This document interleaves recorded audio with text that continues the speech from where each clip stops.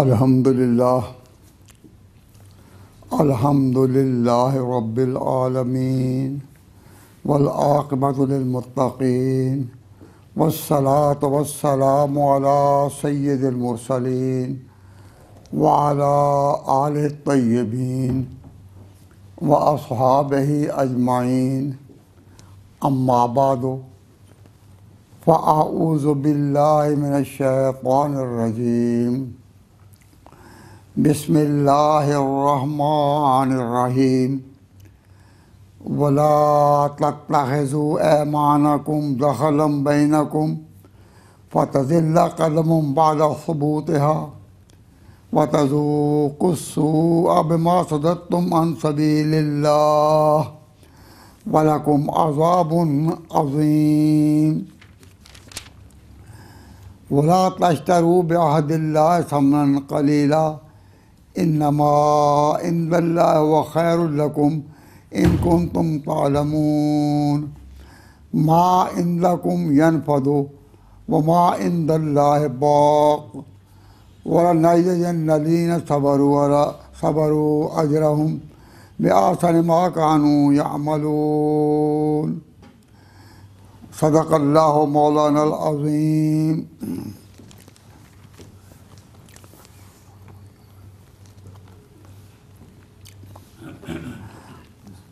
अल्लाह तबारक व तआला जल्ल शानहू ने कुरान करीम की वो अज़ीम आयत जिसके बारे में कहा जाता है कि अगर पूरा कुरान ना भी उतरता, सिर्फ वो एक आयत उतरती तो वो दीन की बुनियादी हिदायत के लिए काफ़ी थी, जिसमें खैर और शर और उसके तमाम असबाब और उसके नताइज अल्लाह ताला ने इस तरह उस आयत में रख दिए कि हज़रत उमर बिन अब्दुल अज़ीज़ के बारे में मैंने बताया था कि उन्होंने अपने अमल से साबित कर दिया कि हर जुम्मा के खुतबा में हर मुसलमान ख़तीब क़यामत तक ये आयत पढ़ता रहेगा। इन्नल्लाह यामुरुकुम बिल अदल वल ihसान व ईताइ ज़िल क़ुरबा व यन्हा अनिल फ़हशाइ वल मुनकर वल बग़य यइज़ुकुम लअल्लकुम तज़क्करून। ये वो आयत है कि इस आयत करीमा को कहा जाता है कि खैर और शर की सारी बुनियादें इसने बयान कर दी। तो मैंने अल्लाह तबारक व तआला के फज़ल से इस पर 2-3 हफ्ते इसको समझाने की और समझने की कोशिश की है। उसके बाद अल्लाह तबारक व तआला जल्ल शानहू ने इस बात से तवज्जो दिलाई कि ये जो अल्लाह ताला के ने फरमाया इन्नल्लाह यामुरु बिल अदल वल ihसान व ईताइ ज़िल क़ुरबा और 3 चीज़ों रोका यन्हा अनिल फ़हशाइ वल मुनकर वल बग़य, इसमें सबसे ज़्यादा इम्पोर्टेंट, सबसे ज़्यादा ज़ोर, सबसे ज़्यादा अहमियत किस चीज़ की है, ज़रा इस पर गौर करो। तो अल्लाह तबारक व तआला ने अब उस मज़मून को शुरू किया कि उस बुनियादी आयत के बाद सबसे ज़्यादा इम्पोर्टेंट और प्रोमिनेंट चीज़ क्या है जिस पर के कौमों के उरूज ज़वाल कायम होते हैं। तो इसको समझो कि अल्लाह तबारक व तआला ने फरमाया ला तत्तख़िज़ू ऐमानकुम दख़लन बैनकुम, कि वो अपनी कसमों को पूरा करो और तुमने जब कसमें खाई किसी बात पर जब तुमने कसम खा ली तो उन कसमों को एक धोखा ना बनाओ, वरना फ़तज़िल्ल क़दमुन बअद सुबूतिहा, कौमों की साबित कदमी तुम्हारा नसीब नहीं होगा। कौमों की साबित कदमी कि वो जिस बात को डिटर्मिन कर लें, जिस बात पर वो साबित हो जाएं, फिर उस पर साबित रहें। जब तक कौमों में ये साबित कदमी कायम नहीं होगी तुम बाइज़्ज़त कौम नहीं बन सकोगे। तो अल्लाह ताला ने उस आयत के बाद इन्नल्लाह यामुरु बिल अदल वल एहसान सबसे ज़्यादा अहमियत दी कि अहद शिकनी ना करो, अपनी कसमों को पूरा करो, और कसमों को पूरा करने में आप इस बात को पेश नज़र रखें कि ये देखना कि दुनिया में उर्ज़ो ज़वाल के लिए अल्लाह तबारक व तआला का अपना निज़ाम क्या है, इसमें तुम भी दाखिल हो जाओगे। तो अल्लाह ताला का अपना निज़ाम क्या है, इसको मैं अपने अल्फाज में ज़रा आसान करके गुजारिश करता हूँ, इल्मी रंग में नहीं लेकिन आसान और सादा रंग में, कि अल्लाह तबारक व तआला जल्ल शानु का अपना जो अमल है वो क्या है। अल्लाह ताला दुनिया की कौमों में बाज़ कौमों को उरूज पर रखता है और बाज़ कौमों को वो कमज़ोर रखता है। तो अल्लाह तबारक व तआला का अपना निज़ाम हिकमत है कि बाज़ कौमों को ऊपर रखना और बाज़ कौमों को नीचे रखना। अब दुनिया के हालात को आप देख लें, इस वक्त जो भी दुनिया के हालात हैं, इससे किसी को भी इनकार नहीं कि आज मुसलमान कौम बावजूद के ताकत में और गिनती में दुनिया की बड़ी कौम है, लेकिन वो नीचे लगे हुए हैं। और गैर मुस्लिम कौमें, वो अमेरिका के हों या यूरोप के या अफ्रीका के, ये सारे के सारे जो हैं, ये दूसरी कौमें जो हैं, ये उरूज पर हैं। दौलत भी इनके पास, तदबीरें भी इनके पास, मेहनत भी इनके पास। तो हमें खुले दिल से ये समझना चाहिए कि इन कौमों को जो पहले क़ुव्वत में थी और दुनिया में उस वक़्त इनका काम था जब यहाँ जहालत ही जहालत थी और समुद्रों पर डाकुओं के कब्ज़े थे, कोई निज़ाम नहीं था। यहाँ जहालत ही का अंधेरा ही अंधेरा था और मुसलमानों ने दुनिया में एक निज़ाम खिलाफत कायम करके ये दुनिया के तमाम मुतमद्दिन मुल्कों पर छा गए थे। तो अल्लाह तबारक व तआला जल्ल शानु ने जिस कौम को इतना ऊंचा किया, आज उस कौम का क्या हाल है, उस कौम का क्या हाल है कि यह कौम नीचे और मुसलमान अपनी बड़ी गिनती के बावजूद इन कौमों के दरवाज़ों पर आकर मजदूरी भी करते हैं, इनसे इमदाद भी मांगते हैं और कहते हैं कि भाई हम तो तुम्हारे सहारे के साथ ही चलेंगे। वो दी के हुई बज़्म जहाँ जिससे चरागां, वो दी के हुई बज़्म जहाँ जिससे चरागां, आज उसकी मजालिस में न बत्ती न दिया है। तो ये क्यों हुआ, ये क्यों हुआ? इसको अल्लाह ताला यूँ समझाते हैं कि अल्लाह तबारक व तआला जल्ल शानु ने कौमों के उर्ज़ो ज़वाल पर एक अपना निज़ाम चलाया है कि कुछ कौमों को ऊपर रखता है, कभी नीचे रखता है।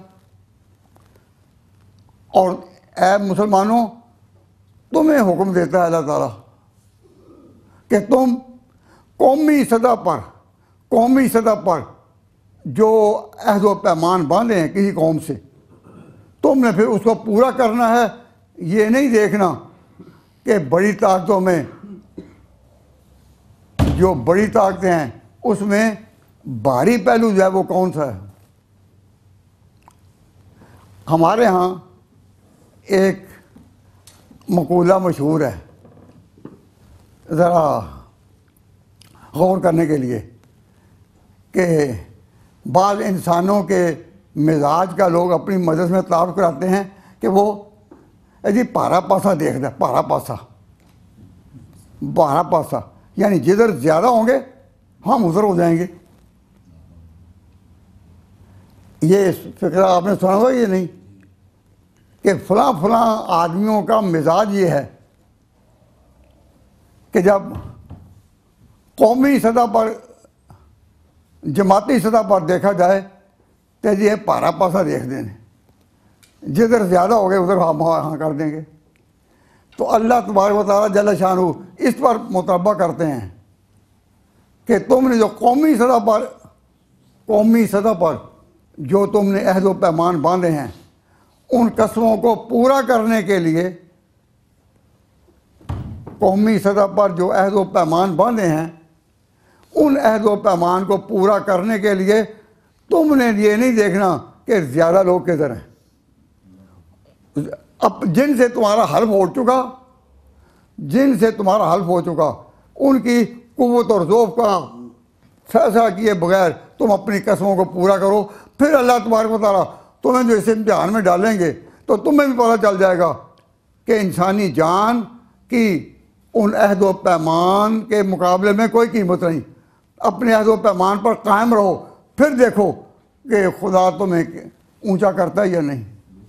तो अल्लाह ताला फरमाते हैं वला तत्तखिज़ू ऐमानकुम दखलन बैनकुम, तुम ना ठहराओ अपनी कसमों को दखलन बैनकुम, अपने लिए एक धोखा, कि जब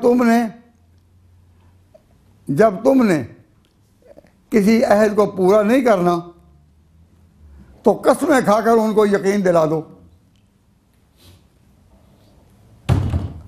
कसमें खाकर उनको यकीन दिला दो कि हम पूरा करेंगे।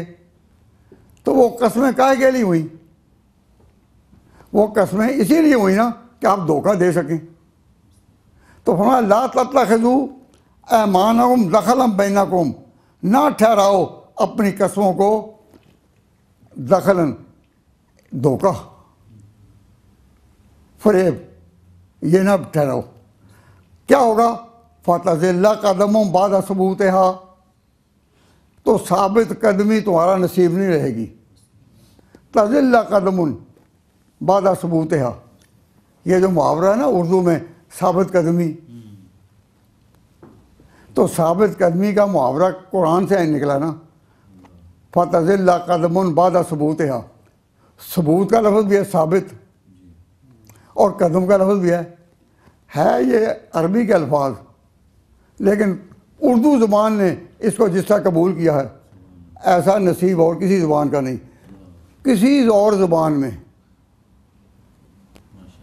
साबित कदमी जैसा लफ्ज़ कि कुरान की ज़ुबान से ये लफ्ज़ निकलता है, बोलता है, यूँ बोलता है कि यह कुरान बोल रहा है, हालांकि हम उर्दू में कहते हैं साबित कदमी। फ़तज़िल्ला कदमुम बाद सबूतिहा, कुरान की इस ताबीर पर जब गौर करें तो इस उर्दू मुहावरे में साबित कदमी का लफ्ज़ में जो इसकी झलक नज़र आती है वो और की ज़ुबान में है नहीं। तो उर्दू ज़ुबान अरबी ज़ुबान के सबसे ज़्यादा करीब है। इसने बहुत सी इस्लामी इस्तिलाहात को और इस्लामी अल्फाज को अपने अंदर इस तरह जज़ब कर लिया कि यूँ समझें कि कुरान पाक के बाद दूसरी ज़ुबान जो कुरान के करीब है वो यही है। उसकी ये मैं मिसालें तो दे सकता हूँ, लेकिन वो बातें फिर कुछ सियासी हो जाती हैं, इसलिए मैं ज़रा परहेज से बात करता हूँ। लेकिन जो मसला हक़ है वो तो बता ही देना चाहिए ना कि ये ज़ुबान सबसे ज़्यादा कुरान के करीब है उर्दू की। अब हिंदुस्तान में एक शख्स उठा जिसकी अपनी ज़ुबान उर्दू नहीं थी, उसकी अपनी ज़ुबान गुजराती थी। इलाका गुजरात का वो रहने वाला था। पाकिस्तान में उसे कायदे आज़म के नाम पर याद किया जाता है। उसने इंडिया में एक इनकलाब कायम किया कि हमें एक अलहदा मुल्क बनाना है। तो उसने बड़े बड़े लीडरों को जमा करके ये कहा कि तुम एक ज़बान पर मुत्तफिक हो जाओ, आगे फिर मार काट बनाएंगे, अल्लाह के सुपुर्द कर दें। तो उन्होंने, उस गुजराती ने ये नहीं कहा कि गुजराती ज़ुबान, बल्कि उसने कहा कि उर्दू को।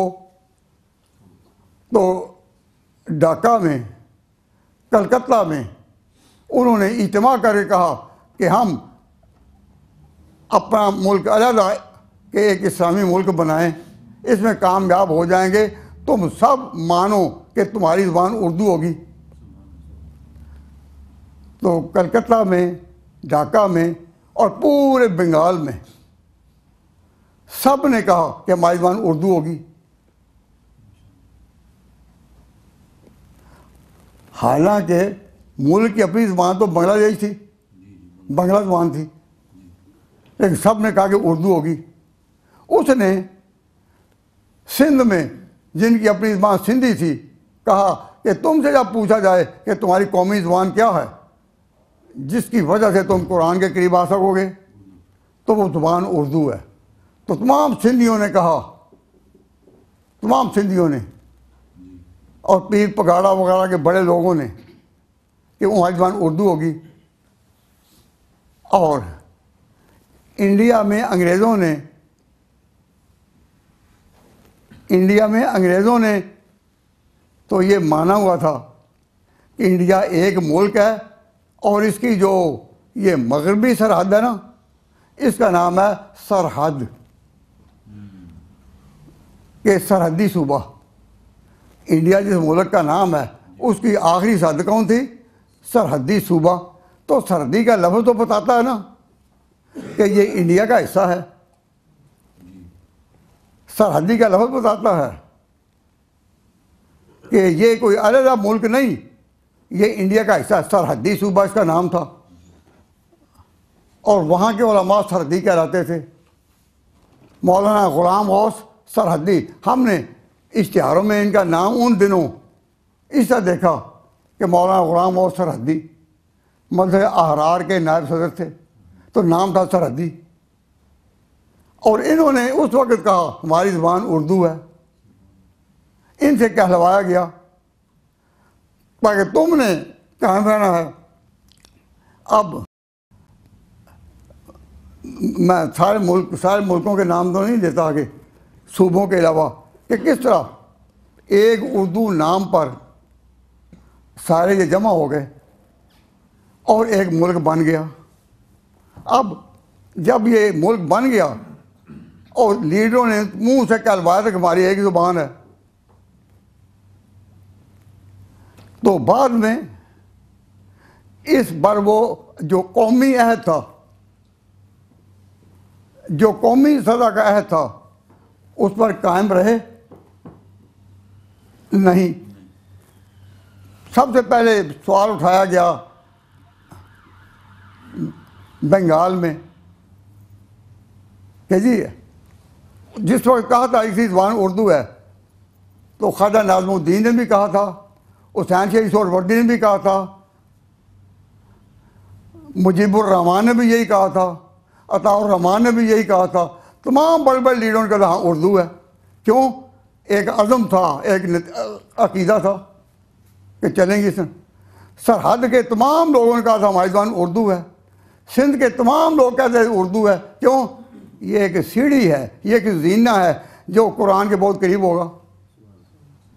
लेकिन जब मुसलमान कौम के बारे में ये आवाज़ निकली कि नहीं, ये बांग्लादेश, बांग्ला की ज़ुबान अपनी है, सिंध की ज़ुबान अपनी है, और सूबा सरहदी कोई सूबा नहीं, इसका नाम रखो ऐसा कि जो ये ना कहे कि ये सरहद है, बल्कि खैबर पख्तूनख्वा ऐसा नाम रखो जो इसको पीछे ले जाए, उन इलाकों में ले जाए, आज़ाद इलाकों में ले जाए, वो नाम रखो। इस मुल्क का हिस्सा होने के लिहाज से जो उसका नाम था सरहदी, उसको हटाने के लिए नाम। अब इन तमाम वाक़यात पर नज़र करके कहें कि जो ज़वाल आया है एक इनकलाब को, पाकिस्तान के वजूद को, पाकिस्तान बना और कमज़ोर, तो ये क्यों आया कि वो जो कस्में खाई थी कि तुम्हारी ज़बान उर्दू है, उसको तोड़ा। एक ने सूबे, दूसरे ने, तीसरे ने, जो पाकिस्तान का हिस्सा था, और पाकिस्तान इसको कहता था कि ये सारे इंडिया के लिए सरहदी इलाका है। अंग्रेज़ों ने भी अपने दौरे सियासत में इसको इंडिया का जुज़ बनाकर रखा, जुज़ बनाकर, तो कहा इसका नाम सरहदी है। लेकिन जब ये सारे नाम बदले तो मुसलमानों को, इंडिया के कसीर तादाद कौम जो थी मुसलमानों की, उनको ज़वाल किस लिए आया कि वो अपनी कस्में तोड़ दी जिस पर कौमें बनती हैं, कौमें गिरती हैं। तो अल्लाह ताला ने फरमाया ला तत्तखिज़ू ऐमानकुम दखलन बैनकुम, जो तुमने अहद बांधे हैं दूसरे को, कौमी सतह पर जो तुमने अहद बांधे हैं, इसको दखलन बैनकुम, आपस में धोखे का सामान ना बनाओ। फतज़िल्ला कदमन बाद सबूतिहा, तुम अपने कदम जमाओगे भी तो फिर ये फिसल जाएंगे। तज़िल्ला कदमन बाद सबूतिहा, तो फिर आप ये कहें कि खुदा ने जो फैसला किया इस कौम को गिराने का, वो उसने सही किया या नहीं? जब तुमने अपनी बात ही तोड़ दी, सरहदी सूबे का नाम कहा नहीं, सरहदी है नहीं, इसको उस तरह जोड़ेंगे। अब ये इंडिया का या पाकिस्तान का या इस इलाके का हिस्सा रहे, रोज़ मगरबी सरहद पर अजीब व गरीब वाक़यात होते हैं। हमारे लोग जो हैं ना समझते हैं कि वज़ीरिस्तान में क्या हो रहा है, ना समझते हैं कि आज़ाद कबाइल में क्या हो रहा है, और इतना ज़्यादा नुकसान हजूर की उम्मत को पहुँच रहा है इनके किरदार से। अभी जो पेशावर में वाक़या हुआ, कोई इंसानी सेंस इसको कबूल करती है? तो यहाँ तक नौबत क्यों पहुँची? अल्लाह का जो इरशाद है कि ला तत्तखिज़ू ऐमानकुम दखलन बैनकुम, अपनी कस्मों को तुमने एक धोखे की मंडी बना लिया हुआ है। अपनी बात मनवाने के लिए तुम धोखा देते हो। तो कायद-ए-आज़म कोई दीनी शख्सियत ना थी, एक सियासी आदमी थे। उसमें खुदा ने ये हिम्मत दी कि उसने कहा कि हमारी ज़बान उर्दू है, लेकिन सूबों ने बारी बारी अपनी आवाज़ें फिर निकाल कर, तो एक गुजराती शख्स को तो ये हिम्मत हुई, लेकिन हम लोग इस पर कहाँ तक कायम रह सके? इसको जब बयान करें तो आंसू आते हैं कि या अल्लाह, पाकिस्तान का मुस्तकबिल ख़राब क्यों हुआ? इसलिए कि ला तत्तखिज़ू ऐमानकुम दखलन बैनकुम फतज़िल्ला कदमन बाद सबूतिहा, जो तुमने अहद बांधे हैं कौमी सतह पर, उनको धोखे का सामान ना बना लो। अगर बनाओ तो क्या होगा? फतज़िल्ला कदमन बाद सबूतिहा, तुम्हें जो अल्लाह ने साबित कदमी दे रखी उसमें तुम्हारा कदम फिसल जाएगा।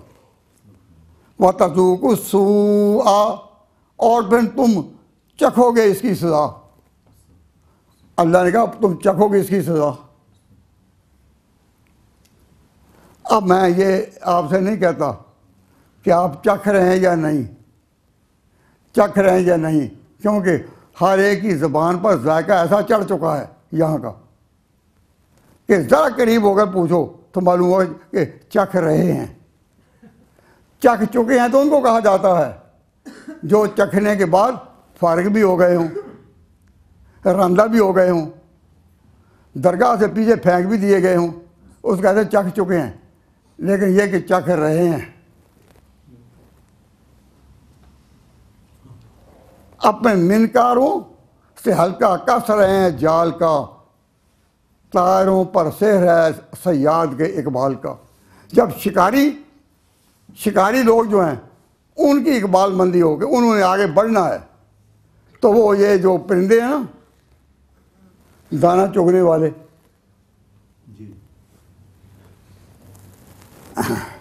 अपने मिनकारों से हल्का बुन रहे हैं जाल का, तायरों पर सेहर है सयाद के इकबाल का। उन परिंदों को जिन्होंने बदकिस्मती ने गिरफ्तार होना है, उन पर जादू हुआ है, तायरों पर सेहर है सयाद के इकबाल का। तो अल्लाह ताला ने जो फरमाया था कस्मों को, देखिए ये हज़रत सल्लल्लाहु अलैहि वसल्लम की सीरत बयान करते हैं लोग रबीउल अव्वल में, और रबीउल अव्वल का चाँद 3 दिन या 4 दिन के बाद तुलू होने वाला है। ये याद कराएगा उस रबीउल अव्वल को जिसमें हजूर पैदा हुए थे। तो हजूर अकरम सल्लल्लाहु अलैहि वसल्लम की सारी सीरत नूरुल्लाह नूर, लेकिन सबसे ज़्यादा अहमियत हजूर का ये कि जो ज़ुबान करनी है पूरी करनी है।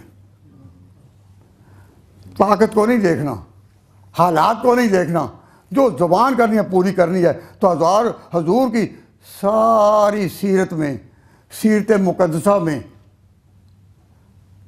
उसवा हसना में कमालात ही कमालात, लेकिन सब पर यह चीज़ छाई हुई है क्या कि जो अहद बांधना है वो पूरा करना है।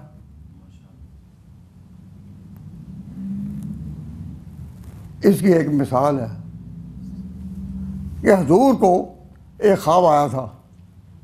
उस ख्वाब के नतीजा में आप 1500 या 1400 के करीब मुसलमानों को लेकर उम्रा के लिए मक्का की तरफ चले। मुसलमानों को जो मक्का से हिजरत करके मदीना आए हुए थे, बड़ा मौका गनीमत था कि लड़ाई भी कर चुके, जंग बदर भी हो चुकी थी, जंग उहद भी हो चुकी थी, ग़ज़वा अहज़ाब भी हो चुका, सारे मराहिल तय हो चुके। अब पहली दफ़ा खुदा ने एक झलक दिखाई कि तुम मक्का फिर आओगे। हजूर को ख्वाब दिखाया कि मक्का में मुसलमान जा रहे हैं। हजूर ने ख्वाब सुना दिया, लेकिन ये नहीं बताया, ना अल्लाह ने बताया था कि ऐसा कब होगा, लेकिन झलक आ गई कि तुम अब जाओगे। तो हजूर 1500 के करीब पाक बाज इंसानों को लेकर मक्का से निकले, और इस तरह निकले कि जैसे एहराम बांधा है और उम्र करने जा रहे हैं। और वाकई इनकी नीयत यही थी। हुदैबिया के मकाम पर इनको जो रोक दिया गया, तो खैर वो लंबी बात है। फिर सुलह हुई, हुदैबिया में वो मक्का वाले आए, उन्होंने कहा हम आगे नहीं जाने देंगे। तो सुलह हुई। तो सुलह में ये आया कि तुम अगले साल आना, इबादत के लिए आए हो, लेकिन हमारे लोग कह रहे हैं कि नहीं, लड़ने आए हैं। हजूर ने कहा हम लड़ने नहीं आए, हम इबादत के लिए आए हैं। तो लंबी चौड़ी बातें हुई, वो अपने बात मजमून पे आएंगी, लेकिन सुलह हो गई कि अगले साल आना। और साथ ही उन्होंने ये भी शर्त की कि 3 दिन के बाद तुमने उम्रा वगैरह कर लेना है, तो 3 दिन के बाद वापस जाना है, जब तुम लोग अपने घरों को देखोगे जो मक्का तुम छोड़कर गए थे, को तुमको यहाँ की फिर याद आ जाए और कोई यहीं रह जाएं। नहीं, जितने आदमी तुमने लाए तुमको वापस ले जाने होंगे, और 3 दिन ज़्यादा नहीं ठहरना। तो हज़रत सल्लल्लाहु अलैहि वसल्लम अल्लाह के फज़ल करम से फिर अगले साल गए, और फिर इन्होंने उम्रा किया। तादाद में बड़े कवि थे, मुसलमान बड़े कवि थे। और जब 3 दिन हुए, उन्होंने कहा जी वो 3 दिन हज़रत अली को उन्होंने कहा कि अपने आका से कह दो कि 3 दिन। हजूर ने कहा हाँ हम पूरा करेंगे। तो पूरे 3 दिन के बाद, पूरी शौकत के बावजूद, कुव्वत के बावजूद, हुजूर वापस। ये नहीं देखा कि इतनी बड़ी तादाद में इस वक्त हमारा नाम हो चुका है, अरब में चल चुका है, हम एक कवि कौम है, हम नीचे क्यों लगें। वापस आए। और ये हजूर सल्लल्लाहु अलैहि वसल्लम के इक़्तिदार की पहली ईंट, ये आपका अहद पूरा करना है कि 3 दिन के बाद अपने वादे के मुताबिक ऐन निकले, और कोई भी उनमें से जो आए थे उसको यहाँ ठहराया नहीं गया, जिस तरह ज़ुबान की होते हैं। तो ये एक अहद पूरा हुआ। और अहद तोड़ने में कौन सी कौम सामने आई? यहूदी मदीना में बड़ी एक कौम थे, उनके बड़े बड़े किले थे, 3 किले, बनु नज़ीर के, बनु कुरैज़ा के, बनु कैनुका के, बड़े बड़े। और यहूदी मदीना की एक बड़ी कुव्वत थे। हजूर ने जाते ही उनसे मुआहदा किया और इसी नीयत से किया कि हम मुआहदे पर पूरा होते हैं, पूरा रहेंगे। सारे सहाबा गवाही देते हैं हजूर ने इशारतन भी नहीं कहा कि यूं करो यूं करो। आप जब कभी अपने मुखालफों के खिलाफ कहीं बैठते हैं तो मशवरा करते चुप के यूं करो यूं करो यूं करो। हजूर ने पूरे क़याम मदीना में एक दफ़ा भी कोई ऐसी बात जिससे झलक हो कि हम उस मुआहदे को कमज़ोर करें ना। यहूदियों ने जब देखा कि मुसलमान उरूज पर ही आ रहे हैं तो उन्होंने कहा कि इनके दुश्मन जो मक्का में थे हम उनके साथ राब्ता करें कि फिर हम मदीना से और वो दुश्मन हमारे जो हमारे दोस्त हैं इनके दुश्मन वो मक्का से चलें तो फिर मुसलमानों को कुचल दें।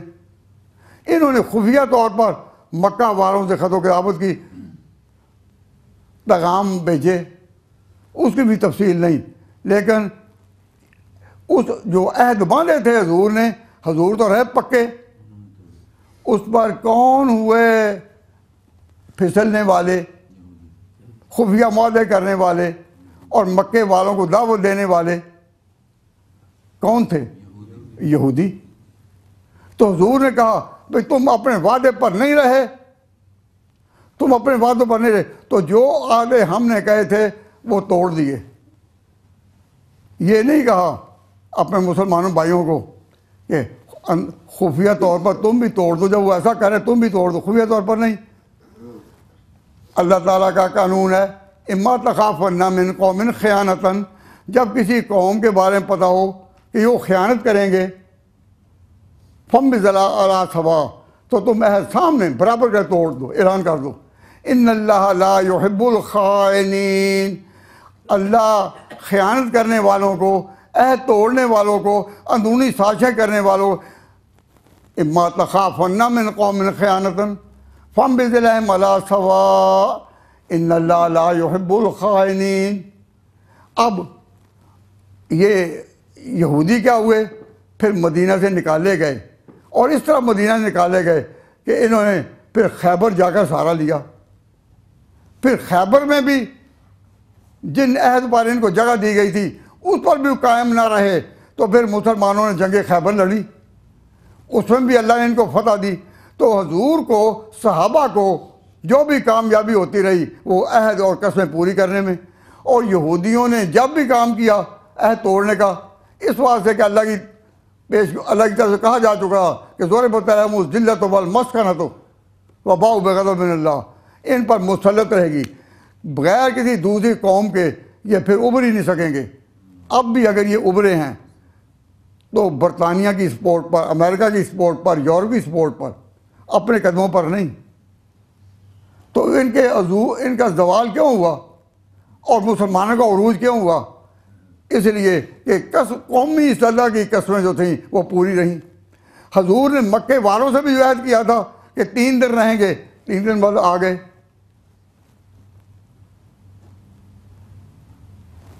उसके बाद अबू सुफियान जो जंग बदर में मुसलमानों का लीडर, और मुसलमानों का नहीं मक्के वालों का, जंग ओहद में भी, और बड़ा था मक्के वालों का अबू सुफियान, उन्होंने एक वक्त किया कि उस मुआहदे के बारे में कह दिया कि हमारा जो हुदैबिया के मुकाम पर मुआहदा हुआ था अब टूट गया है। हुजूर ने इसको गनीमत समझा कि अब उन्होंने ऐलान कर दिया कि टूट गया है, अब हम अपने तौर पर तैयारी कर सकते हैं, क्योंकि टूट गया का ऐलान उन्होंने किया है। तो जब फिर मुसलमान चले तो अबू सुफियान मिन्नतें करता था, वो फिर आया अकेला और कहने लगा कि जी वो मुआहदा हम उसको फिर कायम कर लें। तो आपके नुमाइंदों ने कहा जब एक दफ़ा तुमने उस पर तोड़ तुमने दिया, अब हम उस पर क्या जमेंगे? तो इन्होंने गनीमत जाना, इसी गनीमत जानने के ज़ैल में अल्लाह ताला ने हजूर को मक्का पर फिर कब्ज़ा करा दिया। जो कहते हैं फतेह मक्का, तो हजूर ने मक्का को फतह किया सिर्फ अपने उस अहद के कायम कि अबू सुफियान ने खुद कहा कि हमारा वो मौदा सुलह का हुदैबिया टूटा, तो हजूर ने साहबा कह दिया बशारत मिल गई है, मक्का फतह होगा। फिर मक्का फतह हुआ और उसी में वो अबू सुफियान फिर मुसलमान हो गया। और हजूर ने यह भी नहीं कहा कि ये इतनी जंगों का मुजरिम आ गया है, फरमाया कि अब ये जो मुसलमान हुआ है अल्लाह ने मुझे इतला दे दी है कि सिद्ध के दिल से मुसलमान हुआ है। तो मुसलमानों को जो भी उरूज मिला वो कसमों को पूरा करने से, वादों को पूरा करने से, कौमी सतह पर पूरा उतरने से। और हजूर की सीरत का सबसे रोशन बाब यह है कि ऊपर और हमारा अपना मुसलमानों का और हजूर की उम्मत का ये एक कौमी फैशन हो गया है कि जब हम अपने कोई कौमी सारे फैसले करने लगे तो कहने ये पारा पासा देखो, पारा किधर है, ज़्यादा उधर हो गए, ज़्यादा उधर हो गए। अब कायद आज़म को पता था, कायद आज़म को इल्म था कि पाकिस्तान के जो सूबे हैं इनमें मुख्तलिफ लोग बसते हैं, मुख्तलिफ अकीदों के लोग बसते हैं। लेकिन जब ये मुल्क इस्लाम के लिए बना है तो क्या सब फिरकों का एक इस्लाम हो सकता है? सब फिरकों का तो एक इस्लाम नहीं होगा। तो कायद आज़म का अपना जो अमल था वो यही था कि सिर्फ एक तबका ऐसा जिनको कहते हैं उलमाए देवबंद कि जो सबको जोड़कर साथ चल सकते हैं, इनमें फिरकाबंदी नहीं है। शिया उनमें उनका क्या अंदाज़ है कि वो तो हर साल मुहर्रम के महीने में ऐसा मुजाहरा करते हैं कि हम और हैं, ये और हैं। जब इनके मातमी जुलूस निकलते हैं और पुलिस के पहरे में निकलते हैं, सड़कों पर इनका कब्जा होता है, तो मुजाहरा क्या होता है कि हम और हैं, ये और हैं। अब इनसे तवक्को रखें कि ये कौम को एक रख सकेंगे? नहीं।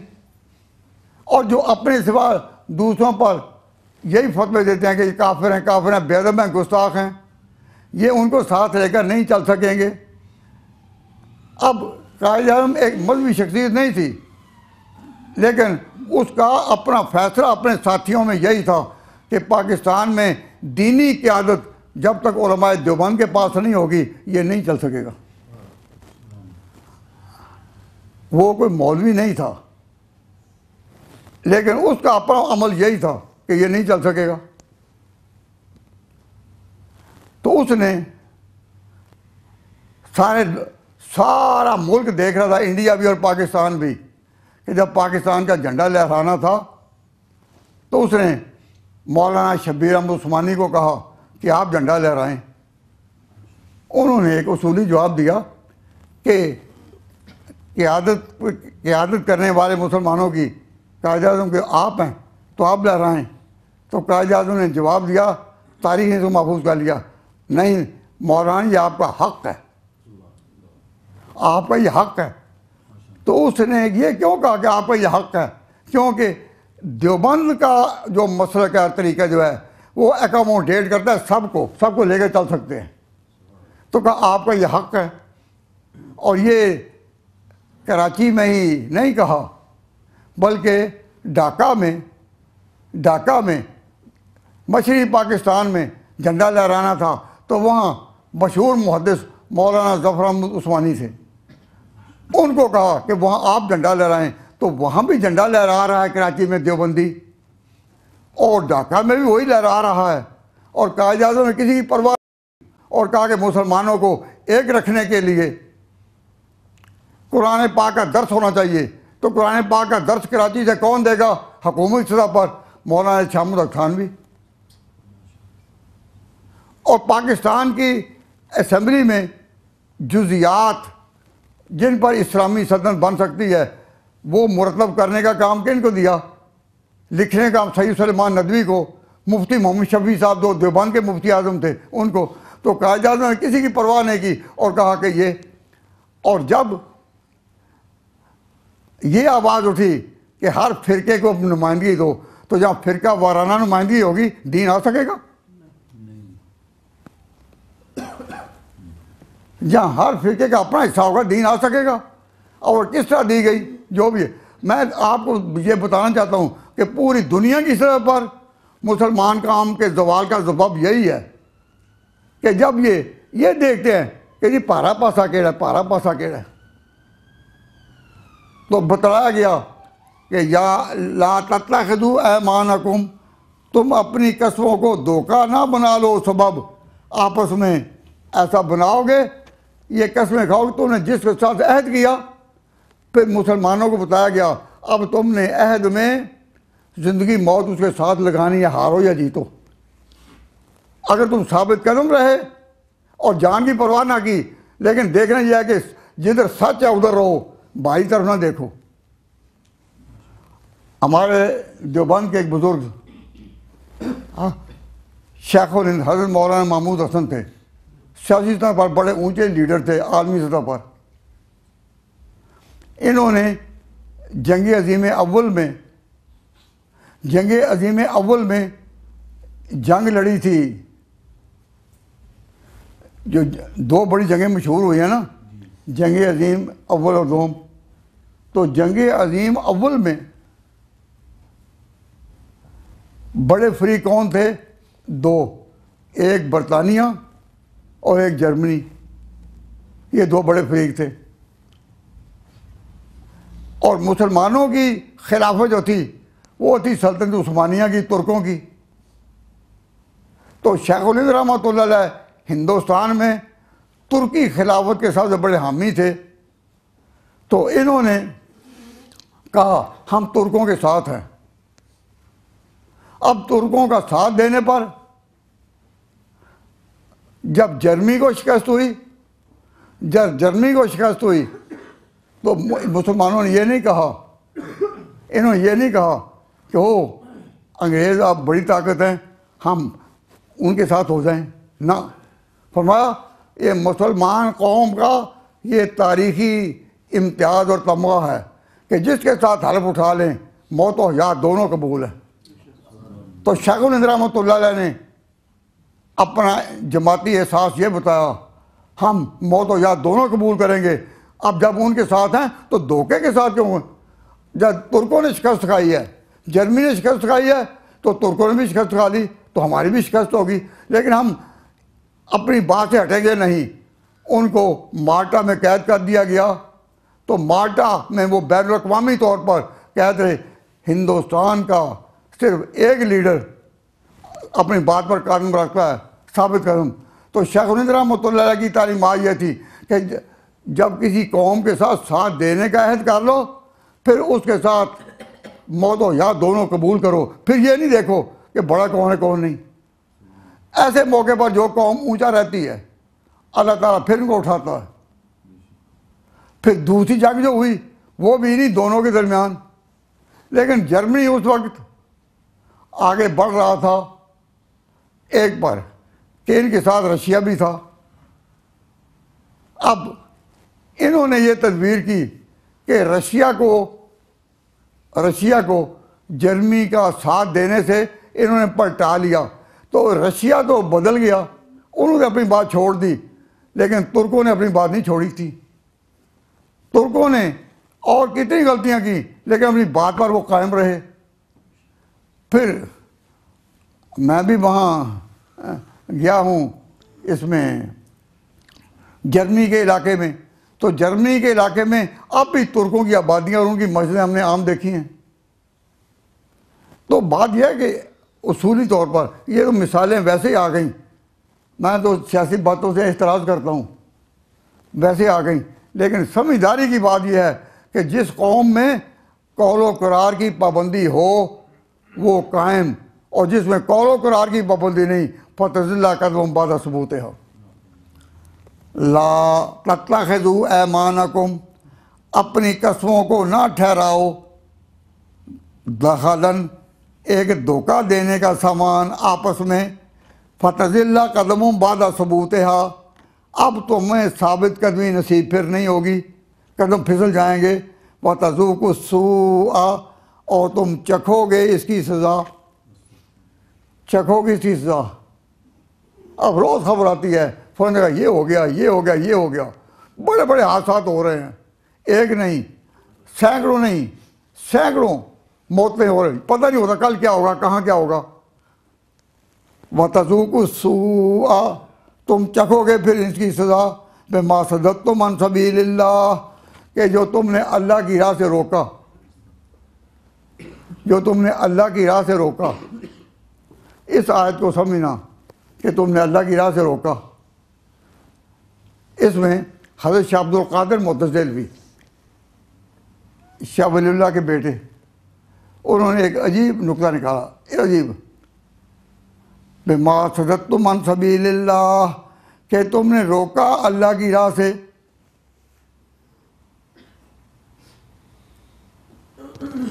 इसका माना क्या है?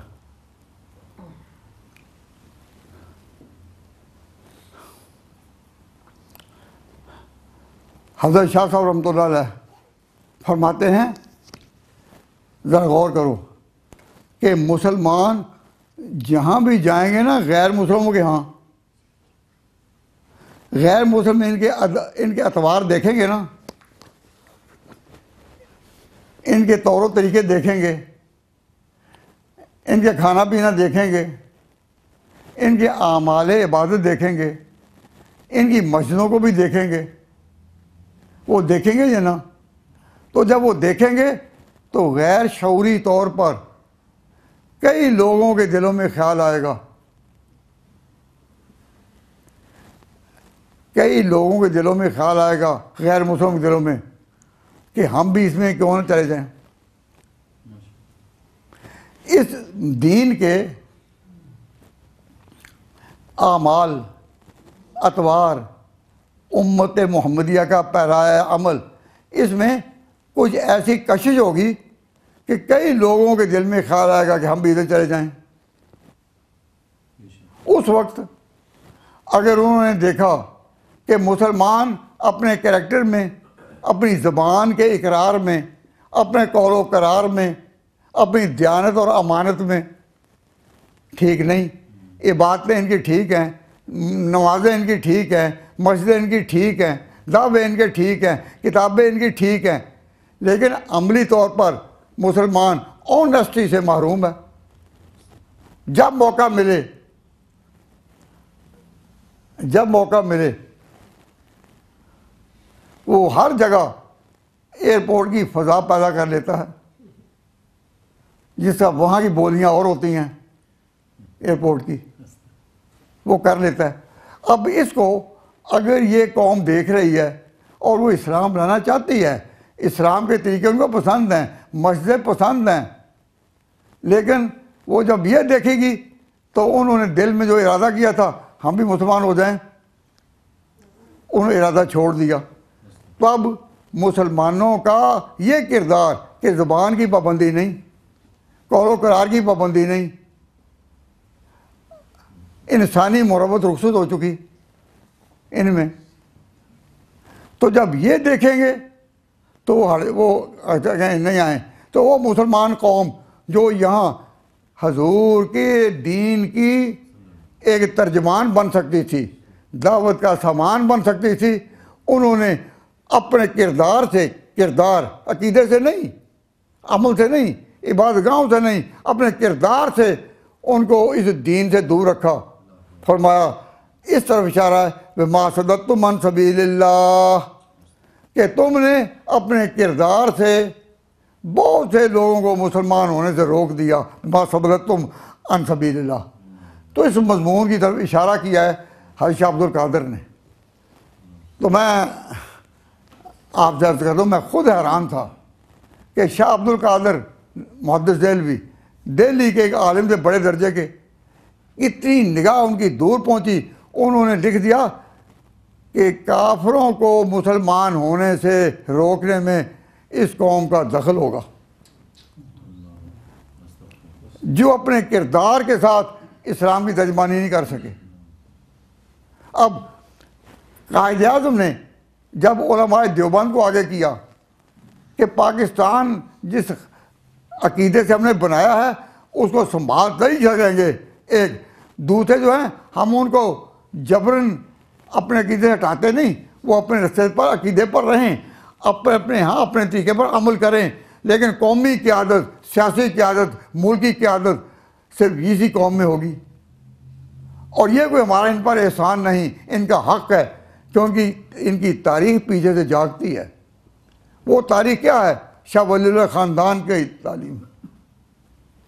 तो मैं अर्ज़ करता हूँ अल्लाह ताला वलकुम अज़ाबुन अज़ीम, और तुमको बड़ा अज़ाब है इसमें। आज मुसलमान आलमी सतह पर किसी बड़े अज़ाब में है या नहीं? बताइए। एक बड़े अज़ाब में घिरे हुए हैं और वो नहीं सोचते कि अल्लाह ने कहा वलकुम अज़ाबुन अज़ीम, तुम्हारे लिए ये बहुत बड़ा अज़ाब, बहुत बड़ा। ये मुसलमानों ने ऐसा किरदार क्यों इख्तियार किया? फ़ायदा उठा लो, फ़ायदा, कुछ फ़ायदा उठा लो। तो अल्लाह ने फरमाया वला तश्तरू बिअहदिल्लाहि समन कलीला, अल्लाह से जो अहद बांधे गए थे, इसका बयान है सूरत अनाम में कि अल्लाह से अहद बांधे गए थे। तो 3 उन्वानों से ये मज़मून वहाँ आया है। अल्लाह से जो अहद बांधे गए थे, इसमें थोड़ी सी फ़ायदे की खातर तुमने अल्लाह के वादे तोड़ दिए।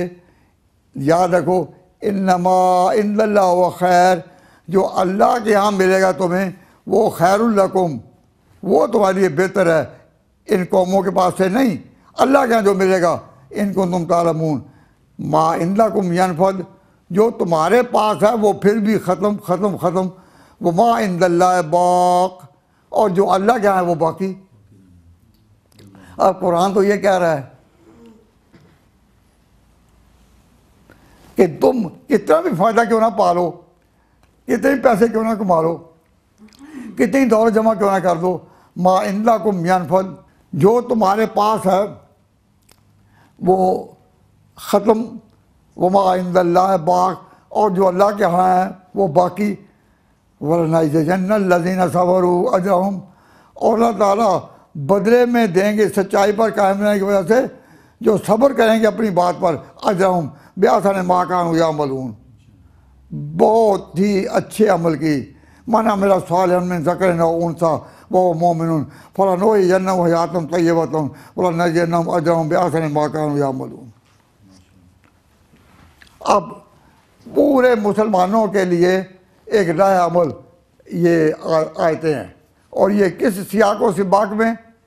जो उमर इब्न अब्दुल अज़ीज़ ने जुमा खुतबा में इस आयत की पाबंदी की, इन्नल्लाह यामुरु बिल अदल वल इहसान व इताइ ज़िल क़ुरबा व यनहा अनिल फ़हशाइ वल मुनकर वल बग़य, उसकी पाबंदी में, उसके सियाक़ में ये आयतें आई हैं। तो मालूम हुआ कि दीन की सबसे अहम बात क्या है? वादे को पूरा करना। अब रबीउल अव्वल में जलसे भी होंगे हज़ूर की सीरत के, बहुत जगह हज़ूर की सीरत को ख़ाजा अक़ीदे भी पेश किया जाएगा। लेकिन ये बात कि आपकी सारी सीरत में जो इसमें ओपनिंग हेडिंग है, ओपनिंग हेडिंग और डोमिनेटिंग हेडिंग जो है वो ये है कि अपने कौल व करार में पूरा उतरना। या अय्युहल्लज़ीना आमनू औफू बिल उक़ूद, जो तुमने अहद बांधे हैं पूरा करो। और मुसलमान इबादत में कमज़ोर नहीं, इबादत में रमज़ान आता है मस्जिदें भर जाती हैं, तरावी में बड़ा होता है। इबादत में कमज़ोर नहीं, इल्म में कमज़ोर नहीं, और ख़र्च में भी कमज़ोर नहीं। जब खर्च करने की नौबत तो खर्च भी करते हैं, लेकिन जो सबसे बड़ी गलत बात है कि कौल व करार नहीं। जब कभी कोई बात हो और जी पारा पासा देखना होता है, पारा पासा।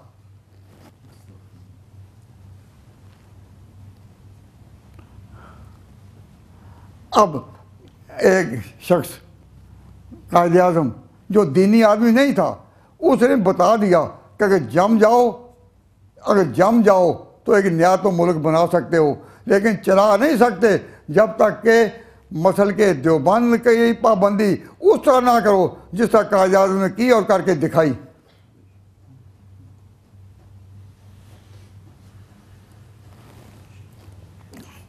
ये मुझे इसके बाद ढाका में जाने का बहुत मौका मिलता रहा। तो तकरीबन वो तबलीगी इज्तिमा में बहुत दफ़ा गया और वैसे भी जाता रहा हूँ। तो मुझे वहाँ देखकर हैरानी एक हुई कि इंडिया ने जब उस मुल्क को अलग करने में मदद की तो उन्होंने ये नहीं कहा मुसलमानों को ये नहीं कहा कि तुम अपनी मस्जिदों से निकल जाओ, तोड़ दो मस्जिदों को। उनका तुम अपने अकीदे पर रहो, लेकिन मस्जिदों के ऊपर ये अरबी उर्दू में नहीं लिखना कि ये जामे मस्जिद, लिखो तो बंगला में। तुम्हारे मदरसे भी रहे दीनी, लेकिन नाम उनका लिखना तो उन बंगला में। ज़बान की वफादारी तुम करो, तुम्हारा मुल्क पाकिस्तान से हम बचाए रखेंगे।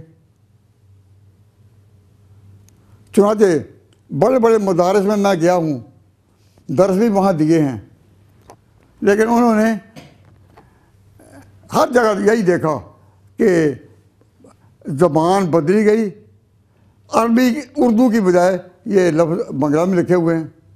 इन्होंने कहा ठीक, कोई अर्ज नहीं, लेकिन ज़बान की अब इस ज़बान को मनवाने में तो कायद आज़म ने साथ के सूबा वालों ने मनवाया ज़बान उर्दू, सिंध वालों ने मनवाया ज़बान उर्दू, बंगाल वालों ने मनवाया ज़बान उर्दू। तो वो उसका एक सियासी दिमाग था, वो देख रहे थे। लेकिन यहाँ जब मैं आया आज से तकरीबन 40-50 साल पहले, तो मैंने कहा अगर बतौर कौम के रहना चाहते हो तो तुम्हें उस ज़बान के करीब आना होगा जो उर्दू के करीब है। अब इंडिया ने बंगला वालों की तो ज़बान बदल कर रख दी, लेकिन दिल्ली की ज़बान अब भी उर्दू है, लखनऊ की ज़बान अब भी उर्दू है। तो मैं वहाँ दिल्ली भी गया, लखनऊ भी, और ये सारे इलाकों में घूमने का मौका मिला, तो वहाँ तो उर्दू है ही। तो उनका अपने मुल्क के लोग कहते हैं कि उर्दू के बानी तो हम थे इंडिया के, तो वो तो अपने मुल्क में उर्दू को हटा नहीं सके। अजीब बात है ना, वो तो उर्दू, लेकिन वहाँ उन्होंने हटा दिया। और यहाँ जब मैंने ये आवाज़ उठाई तो इतना लोगों ने अपने कहा कि नहीं जी, जब इस मुल्क में आ गए तब यहीं की ज़ुबान। अब मैं ये एक बात कहकर बात ख़त्म करता हूँ, ज़रा उसमें थोड़ा सा गौर फरमाएं कि ये दीन हमारा किसका दीन है? अल्लाह का। लेकिन ये बात निकलती है पैगंबरों के मुंह से कि ये दीन है अल्लाह का। पैगंबर कहते हैं हम खुदा के पैगंबर हैं और अब तो उसके बंदे भी हैं, उसकी इबादत की दावत देते हैं। तो पैगंबर तो कहते हैं अल्लाह का नाम, लेकिन उम्मती कहते हैं उम्मत का नाम। उम्मती जो है उनको ये सिखाया गया कि तुम एक उम्मत हो। पैगंबरों ने जब दीन का तारुफ कराया तो ये अल्लाह का दीन है, लेकिन उम्मत ने, सहाबा ने और मुसलमानों ने, ताबईन ने, मुहद्दिसीन ने, मुफस्सिरीन ने, सब ने तारुफ कराया कि ये एक उम्मत है। जो ही कोई मुसलमान होता है उसका पहला काम क्या है? जो ही कोई मुसलमान हो जाए तो पहला काम क्या है? नमाज का वक्त आ जाए तो वो मस्जिद में आ जाए। तो मस्जिद में क्या होगी? उम्मत। ये मस्जिद में एक जमात में नमाज पढ़ते हैं, ये कौन है? हुज़ूर की उम्मत है। तो जो मुसलमान हुआ तो अल्लाह के नाम पर, लेकिन उसका पहला निशाना यह है कि उम्मत बनाओ। तो उम्मत कहाँ बनेगी? जब तुम मस्जिद में आओगे। तो मस्जिद में जो आ गए नमाज पढ़ने वो एक उम्मत हो गए। तो बताइए कि मुसलमानों के लिए और उम्मत के लिए सबसे बड़ा काम क्या है? एक उम्मत बनकर रहना, एक उम्मत। और उस उम्मत का पहला इज्तिमा कहाँ? पंजगाना नमाज में।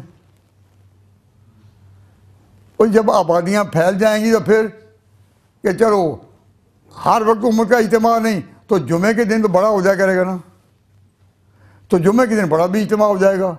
लेकिन तुम एक उम्मत हो, तो इस उम्मत में गरीब भी हों, तो तुम हर साल के बाद अपनी आमद से, सेविंग से कुछ हिस्सा ज़कात का उन गरीबों को दे दो ताकि वो उम्मत बने। तो ज़कात का नाम क्या है? उम्मत बनाने के लिए। तो खज़ो मिन अग़नियाहिम व तुरद्दु इला फ़ुक़राइहिम, जो गनी हैं उनका माल आए और उम्मत के गरीबों को बनाए, तो क्या बने? एक उम्मत। तो नमाज क्या है? एक उम्मत बनाने का उन्वान। ज़कात क्या है? एक उम्मत बनाने का उन्वान। जब रमज़ान आए तो रमज़ान ने फिर तरावी में इस उम्मत को जोड़ा, तो रमज़ान और रोज़ा क्या है? फिर एक उम्मत बनाने का उन्वान। हज क्या है? साल के बाद उम्मती मुख्तलिफ मुल्कों और इलाकों से एक उम्मत का उन्वान। इस्लाम के तो सारे अमाल बता रहे हैं कि वो हुजूर की उम्मत बनकर रहो। तो अब मुसलमानों का तो इम्तियाज़ ही होना चाहिए था कि हम हुजूर की उम्मती हैं। अब जब मुसलमान पूछा जाता है तो उम्मती होने से गुरेज करते हैं, पूछ के भाई तुम कौन हो? हम भी अल्लाह के बंदे हैं। तो अल्लाह के बंदे हैं। भाई तुम कौन हो? हम अल्लाह के बंदे हैं। लेकिन सहाबा में से, ताबईन में से, बड़े उम्मत के सारे अकाबिर में से हर एक का तारुफ यही है कि हुजूर की उम्मत है। अल्लाह का नाम लेने वाले कौन हैं?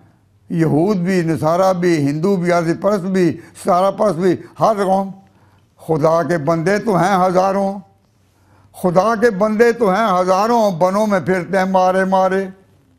जंगलों में भी नाम एक खुदा का लिया जा रहा है, गिरजों में भी एक नाम, सिनागाग में भी एक नाम, मंदिरों में भी एक नाम। खुदा के बंदे तो हैं हज़ारों, बनों में फिरते हैं मारे मारे। मैं उसका बंदा बनूंगा जिसको खुदा के बंदों से प्यार होगा।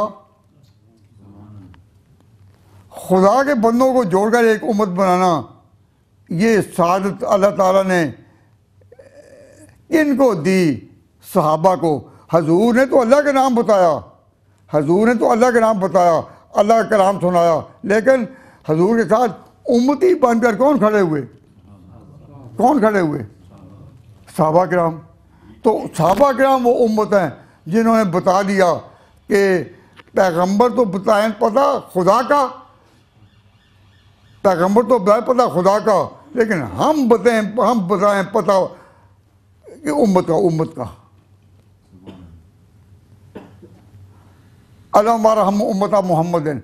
तो उम्मत बनती है किससे? कौलो करार से। कि तुमने फिर ये नहीं देखना कि हमने जिसका भी साथ दिया है, जिसका भी साथ दिया वो जीता है या नहीं, या जीतता है या हारता है, मरो उसके साथ, जिसके साथ ज़बान हो चुकी।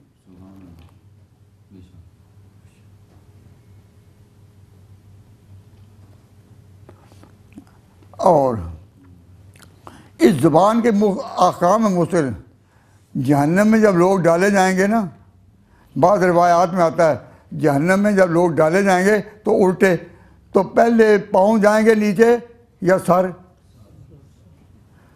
पाँव इतने वजनी नहीं होते जितना सर होता है, अगला हिस्सा। तो जब इसको लटकाया जाएगा, दोजों में गिराया जाएगा, तो पहले सर जाएंगे। और ज़बान कहाँ है? सर में। तो भाई इल्ला हसाए दाल से नाते हैं, ज़बानें दांतों के अंदर होंगी इस तरह। तो ज़बानें दोनों तरफ से कटी दबी, इस तरह उनको जहन्नम में डाला जाएगा। तो मालूम हुआ कि सबसे बड़ा जो है नुकसान इंसान को पहुंचाती क्या? ज़बान। ज़बान।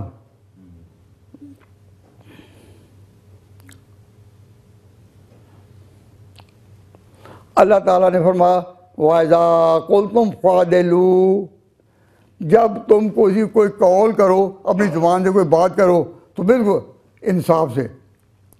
वाइज़ा कुल्तुम फ़ादिलू ला नुकल्लिफु नफ्सन इल्ला वुसअहा, वाइज़ा कुल्तुम फ़ादिलू वलो काना ज़ा कुर्बा, कितना भी कोई कुर्ब वाला क्यों ना हो, लेकिन जब मामले की बात आए तो तुमने साफ बात करें। बात इज़ा कुल्तुम फ़ादिलू, जब तुमको कलाम करो तो इंसाफ के साथ, वलो काना ज़ा कुर्बा व बिअहदिल्लाहि औफू ज़ालिकुम वस्साकुम बिही लअल्लकुम तज़क्करून व अन्न हाज़ा सिराती मुस्तक़ीमा, सिराते मुस्तक़ीम यही है।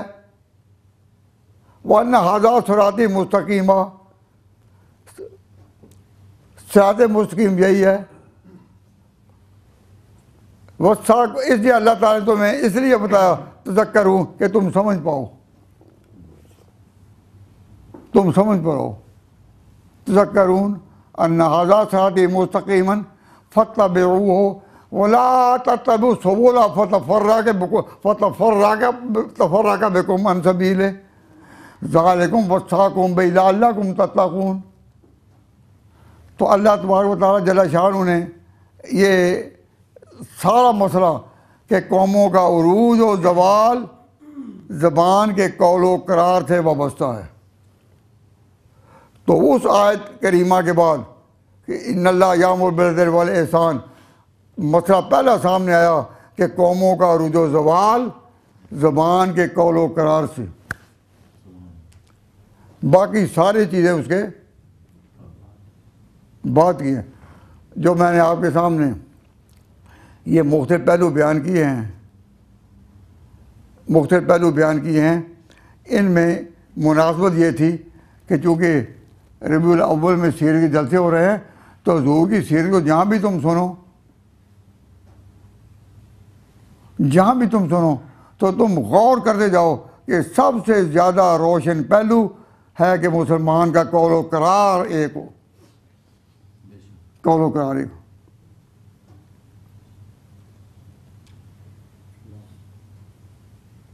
इसमें हक़ाइक़ कायनात के बारे में कौल व करार एक, और नंबर दो अपने बारे में एक ही बात हो।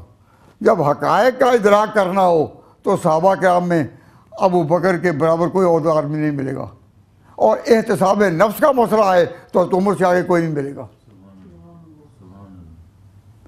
तो सहाबा किराम को जब तक उस दर्जे में ना देखिए ना,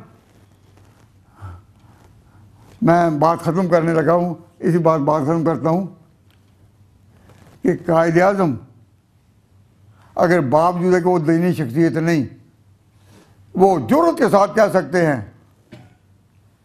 कि पाकिस्तान चल सकता है तभी अगर उलमाए देवबंद के नज़रियात और क़यादत के मुताबिक चले। तो आप ये भी नहीं कह सकते कि किताब और सुन्नत तब चल सकती है अगर अबू बकर उमर को साथ लेकर चलें। उसके लिए तो उलमाए देवबंद का नाम लेना भी कोई बोझ नहीं, और आपके लिए ये नाम भी मुश्किल हो कि इस्लाम वो चाहिए, इस्लाम हम वो चाहते हैं कि जो किताब और सुन्नत के साथ जिसको लेकर अबू बकर उमर चले हैं, बाकी सारे भी मिल जाएंगे। ये मुश्किल है या वो मुश्किल काम था? बताइए, ये मुश्किल है या वो मुश्किल था? ये मुश्किल नहीं, वो मुश्किल था। तो कहा जाए तो मुश्किल मरने पर भी अबूर करके बता दिया कि जब अज़म कर लें तो वो बात कह सकते हैं। हम इतना नहीं कह सकते कि कोई, हम इस्लाम उसी को कहते हैं कि जो अबू बकर उमर की ताईद के साथ आए। क्यों? नबी पाक सल्लल्लाहु अलैहि वसल्लम के, हाँ, ये दो बुजुर्ग जो थे वो आपके मिजाज शनास थे, दोनों मिजाज शनास थे। और इस तरह एक दफ़ा एक बुजुर्ग ने एक मुकाशफे में देखा कि औलिया अल्लाह की एक जमात है पूरी और दरमियान में तख्त बिछा है, तो उस पर हज़रत अली मुर्दा बैठे हैं। तो वली अल्लाह बड़े बुज़ुर्ग थे, अहले सुन्नत वल जमात अक़ीदे के थे। उन्होंने गौर किया कि सारे औलिया अल्लाह जमा हैं, बड़े बड़े जिनके नाम उनको याद थे या जिक्र उनका था, तो देखा कि वो उस वहाँ इनको अबू बकर उमर नज़र न आए। तो इनके दिल में ख्याल आया कि ये शायद विलायत है, विलायत का मकाम, और विलायत के शाह सवार अली मुर्दा। तो फिर एक दूसरी झलक आई कि अम्बिया का एक मजमा है, उस पर तख्त बिछा हुआ है और तख्त पर जनाब मोहम्मद मुस्तफ़ा बैठे हैं। उस तख्त को अम्बिया के सिवा दो आदमियों ने अपने कंधों पर उठाया हुआ है, एक ने इस तरफ से, एक ने एक तरफ अबू बकर और उमर है। तो जो हजूर ने फरमाया था कि उस उम्मत में अगर कोई नबी होता तो उमर होते, वो उनको याद आ गया कि अल्लाह तबारक व तआला ने इन दोनों को नबी तो नहीं बनाया, लेकिन हजूर के तख्त को सरबुलंद करने में और कंधा देने में इनकी कोई नज़ीर नहीं। हम अली मुर्तज़ा के कमालात का इनकार नहीं करते। अल्लाह ताला जो उनको मुलाज़े मकाम विलायत ऊंचा दिया, हमारे यहाँ अक़ीदा है कि अहले बैत के साथ मोहब्बत जो है वो हमारे अक़ीदे में ज़रूरी है, लेकिन अबू बकर उमर को आपने देखा कहाँ हैं? वो कहाँ हैं? वो मा अलैना इल्लल बलाग। अल्लाहुम्मा सल्लि अला मुहम्मद व अला आले मुहम्मद कमा सल्लैता अला इब्राहीम व अला आले इब्राहीम इन्नका हमीदुम मजीद। ऐ परवरदिगार, जितने हाथ इस वक्त तेरे हुज़ूर में उठे हुए हैं, इनको कुरान करीम समझने की तौफीक अता फरमा। कुरान करीम ने कौमी सतह पर जो सबक दिए हैं हमारे दिलो दिमाग में उतार दे। नबी पाक सल्लल्लाहु अलैहि वसल्लम की शफाअत सबको नसीब फरमा। हजूर की सीरत पर कारबंद रहने की तौफीक अता फरमा। या अल्लाह, हमें सारे मुसलमानों को मुत्तहिद रखने, मुत्तहिद करने और इत्तेहाद और उनके आपस में जोड़ के काम में तू कबूल फरमा ले। रब्बना ज़लमना अनफुसना व इल्लम तग़फिर लना व तरहमना लनकूनन्ना मिनल खासिरीन। हमें नबी पाक सल्लल्लाहु अलैहि वसल्लम की उस जमात की अक़ीदत अता फरमा जिनको सहाबा किराम कहते हैं। व सल्लल्लाहु तआला अला खैर खल्क़ी मुहम्मद व आलिहि व सहबिही अजमईन बिरहमतिका या अरहमर राहिमीन।